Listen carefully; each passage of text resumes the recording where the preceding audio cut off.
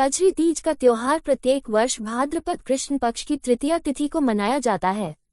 इसे सतुआ तीज, सातुरी तीज और सौधा तीज के नाम से भी जाना जाता है। मान्यता है इस व्रत को रखने से विवाहित महिलाओं को अखंड सौभाग्य की प्राप्ति होती है।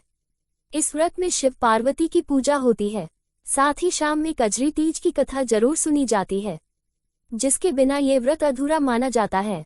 कजरी तीज पूजा विधि: सुबह नहा धोकर महिलाएं 16 बार झूला झूलती हैं, उसके बाद ही पानी पीती है। सायंकाल के बाद औरतें 16 श्रृंगार कर तीज माता अथवा नीमड़ी माता की पूजा करती हैं। सबसे पहले तीज माता को जल के छींटे दें, रोली के छींटे दें व चावल चढ़ाएं। कजरी तीज की कथा: एक गांव में एक ब्राह्मण रहता था जो बेहद गरीब था। जब भाद्रपद कृष्ण पक्ष की कजरी तीज आई तो उसकी पत्नी ने व्रत रखा। ब्राह्मण की पत्नी ने अपने पति से कहा कि मैंने आज तीज का व्रत रखा है, कृपया व्रत के लिए चने का सातू लेकर आए। जिस पर ब्राह्मण ने कहा कि मैं सातू कहाँ से लाऊंगा, मेरे पास तो बिल्कुल भी पैसा नहीं है। तब पत्नी ने कहा कि कहीं से भी लाओ, चाहे तुम चोरी करो या कहीं डाका डालो, लेकिन मुझे सातू हर कीमत पर चाहिए। इसके बाद ब्राह्मण रात में ही सातू लेने निकल गया। ब्राह्मण साहूकार की दुकान पर पहुंचा, जहां उसने चने की दाल, घी, शक्कर 1.25 किलो तोलकर सातू बना लिया और उसे लेकर वहां से निकलने लगा। ब्राह्मण की आवाज नौकरों ने सुन ली और वह नींद से जाग गए।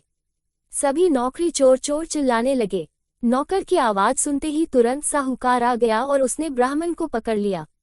ब्राह्मण ने साहूकार से कहा कि मैं कोई चोर नहीं हूं, बल्कि एक गरीब ब्राह्मण हूं। मेरी पत्नी ने कजरी तीज का व्रत रखा है, जिसके लिए मैं सिर्फ ये 1.25 किलो का सातू बनाकर ले जा रहा था। साहूकार को उसकी बातों पर विश्वास नहीं हुआ और उसने ब्राह्मण की तलाशी ली, लेकिन वाकई में उसे ब्राह्मण के पास से सातू के सिवा कुछ नहीं मिला। साहूकार ब्राह्मण से प्रसन्न हुआ और उसने कहा कि आज से मैं तुम्हारी पत्नी को अपनी धर्म बहन मानूंगा। ये कहकर साहूकार ने ब्राह्मण को सातू के साथ थोड़े गहने, धन, मेहंदी भी दी। फिर सभी ने मिलकर कजरी माता की पूजा की। कहते हैं इसके बाद से ही कजरी तीज की महत्ता बढ़ती चली गई।